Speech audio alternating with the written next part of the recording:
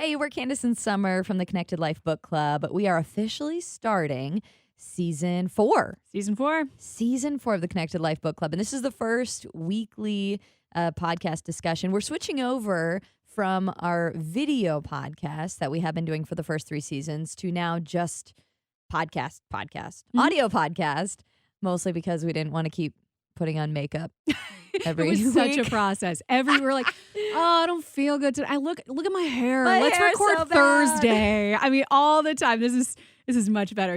You don't want to see what we look like. No, I'm just kidding. Now You we look beautiful. Extra schlubby. I'm It's just kidding. great. It's so good. No, it is really fun. We're diving into this book. This book is written by Mike Donehey, who is the lead singer of 10th Avenue North. And this book is called Finding God's Life for My Will, which for the love of me, I cannot remember and say clearly. I have to read it every time because it's a kind of sideways concept. It's a brain bender. You're like, It is. It is. But we kind of are digging into the first couple chapters here and figuring out what that means and what this book is all about.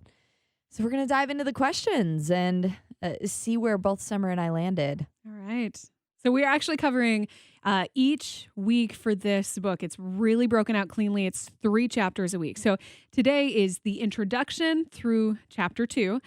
So Candace, in the introductions where he kind of starts trying to explain the title and the hope for the book. And so the question that kind of came out of this for us was, have you ever struggled with not knowing God's exact will for your life? And explain how that played out for you. Oh, my word. Totally.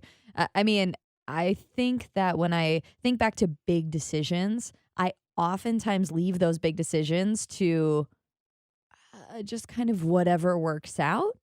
Instead of deciding, setting a goal, chasing after it, I'm like, well, I don't know. I guess whatever works, because I hate setting a goal or an expectation and then being disappointed or let down or the plans changing and, not following through. And so that's really frustrating for me. So I kind of just tend to be hands off with that kind of stuff. And so when I think about probably the first quote unquote real big decision I had to make, it was my major in college. And I went till I was a junior in college to decide a major. And then I was talking to my counselor and she was like, well, you have a lot of credits in communications. So do you just want to go that route? I'm like, yeah, sure, I guess, whatever. Right? Which it's like, I mean, when it comes down to it, I essentially did make that decision because I decided to take those communication classes in the first place. Those are the things that sparked my interest. I just didn't want to commit because I was afraid that I was making the wrong decision. It's that overanalysis paralysis, right? Which I think is exactly what Mike has talked about in a lot of this book, because when you have so many different options and it's like this one thing you decide and it doesn't change, that's stressful. I get it. Yeah.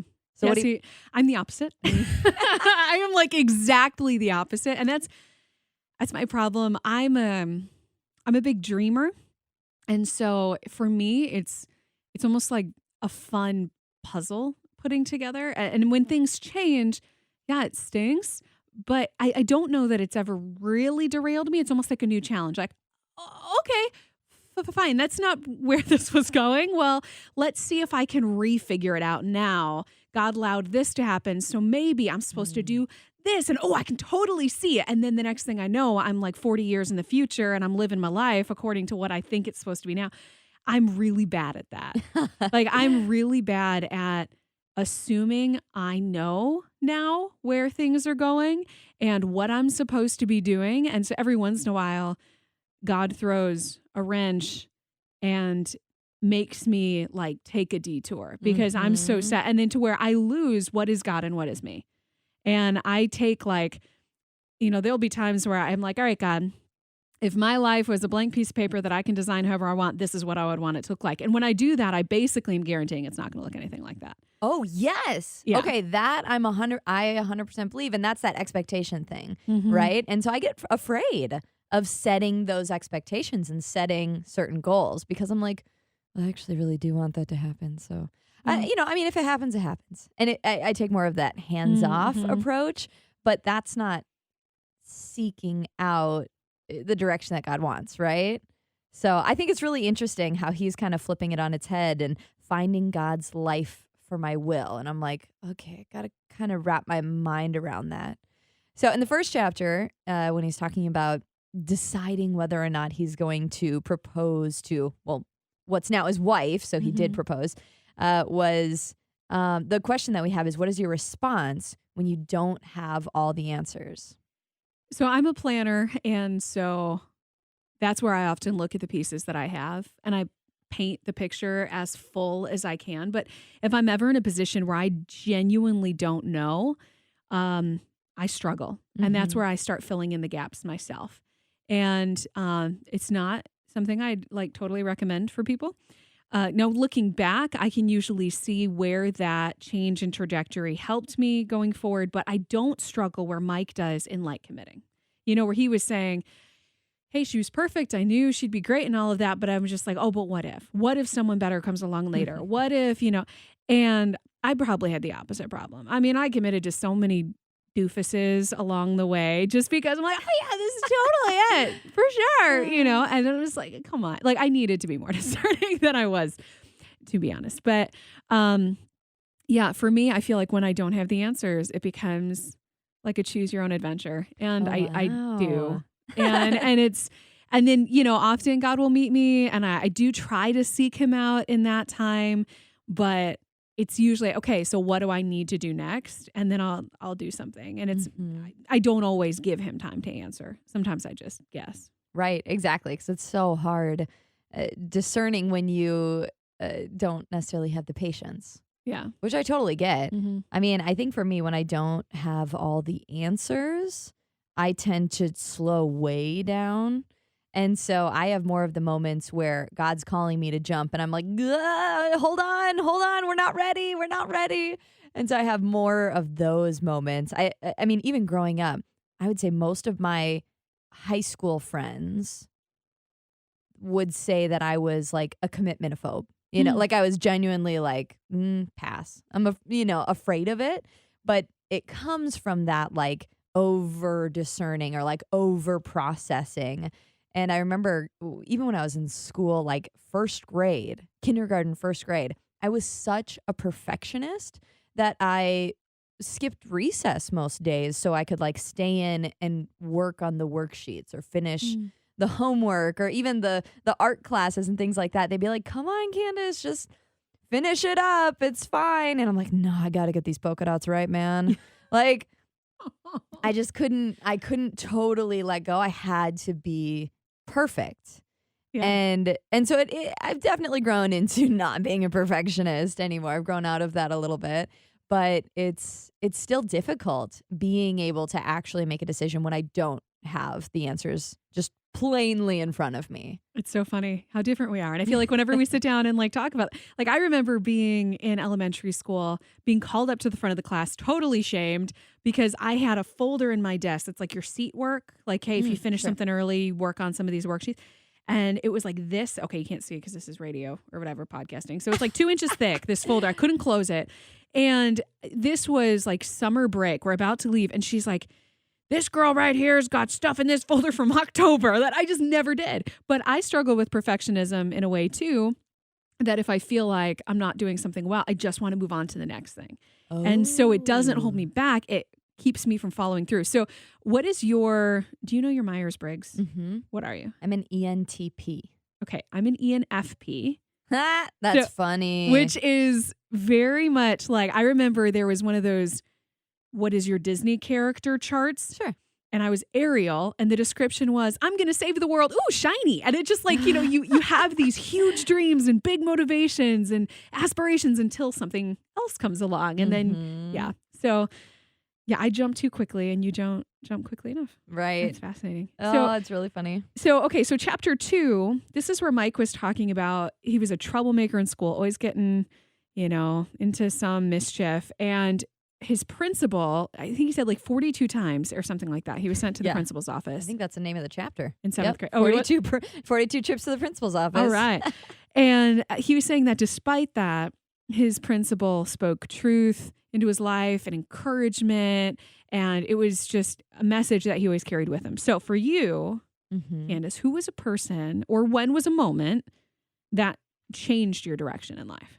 That's a really great question. And I'm trying to pinpoint like an exact moment, but I do remember because I'm kind of this go with the flow and do things that please more so others around me, more than myself. Um, my family was very involved in volunteering and very involved in church work and very involved in things like that. And so I just was by default. And I never felt passionately about it, but I never hated it. I was just kind of, yeah, this is what Mhm. we do. And I remember we were volunteering for a Thanksgiving lunch. We were serving Thanksgiving a meal to the homeless population. And I was kind of doing my thing. I was probably 13 at the time. And my mom goes, "Go talk to people. You have to get to know people, This isn't just about putting food on plates. This is about building up relationships." And she's really kind of trying to describe it, but when you are trying to teach your kids something and Mhm. more often than not, they hear you, but it's in one ear out the other, and it's kind of like, "Okay, sure." So I go and sit at a table with other people, and this man was talking to me, and I was kind of nodding and nodding, but honestly, like daydreaming a little bit. And he goes, "See, you're not even listening to me." And I was like, oh no, he got me. And it was like this moment of, oh, wow. Like, number one, a little jarring for an adult to call out a teenager, an adult stranger, I guess you should Yeah, say, yeah. to call out a teenager. But then it was like, oh my word, he's right. And it's like that totally changed my whole perspective because I was just kind of go with the flow, a little bit spacey, and it changed a shift in my heart of like, if I'm going to be here and do this, I have to make it my own and I have to like fully invest in those ways. And so that was a huge shift for me. Mm. What about you? A person or a moment that changed your direction in life? Yeah. See, I struggle with this because there isn't that one thing that pops out to me. I mean, so I am like a words of affirmation person. So there's been many people in my life that have encouraged me in different directions that have helped kind of shape that trajectory. Like if I don't think I'm good at something, I'm probably not going to pursue it because I Mhm. like to be good at the things that I do. Mm-hmm. And I've shared on a previous season of this that, there was one guy who told me that there was zero that was special about me when it came to radio and that Oh, I never yeah. had a future. So like that was, I guess, one of those pinnacle moments on the other side of things that kind of spurred me maybe to be a little rebellious, but usually it was the opposite. Usually it was people telling me, "No, I think you can do this," that would encourage me to keep going. But I think one of the moments in my life that helped shape my direction in a way that really challenged me was in college. I went to Moody Bible Institute in Chicago as a missions major because I was a new believer and I thought that's what you were supposed to do, be a missionary in Africa. And so I was doing that, but I was never really connecting to that department. But I had noticed about myself, like I said, that I was someone who always chased the next best thing. I was hard for me to follow through on things. So I was determined, like absolutely determined that no matter what, this was something I was going to do. And I, at the same time, was now working in radio while I was finishing going to school, and I was doing all the plays, and I was really involved in communication. So I had at some point taken that on as a triple major. But I'm still going to be a missionary because that's what I said I was going to do, and I'm going to prove everyone that I'm going to follow through. And then my husband and we got pregnant with my first daughter, and I wasn't going to be able to finish the program because the requirement was that I go overseas for 2 months, and it wasn't going to work out. And so I had to let that major go. It's like 2 classes away. And for me, that was like devastating because I'm like, well, I thought this is what I was supposed to do, God. I thought I finally understood what you wanted me to do. And then to have that just kind of fall apart was jarring until he showed me that like I called you to spread my message. I called you to encourage people and to tell people about me. And that's exactly what I was doing in radio. Right. And just like it looked differently than I'd ever thought. And that was the one time in my life that trajectory changed that I didn't consciously make happen and choose for myself. And it was the best thing ever. But yeah, I guess that one was pretty jarring. Yeah, absolutely. Yeah.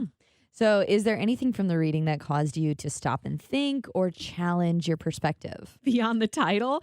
Oh my gosh. I had to stop and like many times be like finding God's life for my will. Yeah. And so, I mean, but I think I get, having read a couple chapters now, like he's saying, hey, the point of the journey is to seek God, not to seek what God wants us to do. It's to seek him, and then we'll kind of come in line with what he's planned for us. And so Mhm. I think just that whole perspective shift is something that is a little new and countercultural. So Oh yeah, yeah. absolutely. I think for me, I really really enjoyed the principal stories in chapter 2 Mhm. because it made so much sense to how I choose to see people a lot of times. Is if somebody sees me in one way, I tend to fit their expectations. You know, regardless, good, bad, doesn't matter. If somebody's like, "Oh, this girl, she can run 3 miles easy." I'm like, "Well, I guess they say so. Here I go." But if somebody's like, "You could never." I'm like, "Well, I guess they're right. Never Mhm. could." Like I totally fit people's labels and like expectations. And so to see that his principal challenged him to be better in ways like when he said, Michael, when he's like reaching in to grab the food out of the vending machine. Yeah. Are you trying to tell me that your integrity is only worth 50 cents? That's interesting. I really always thought it was worth more.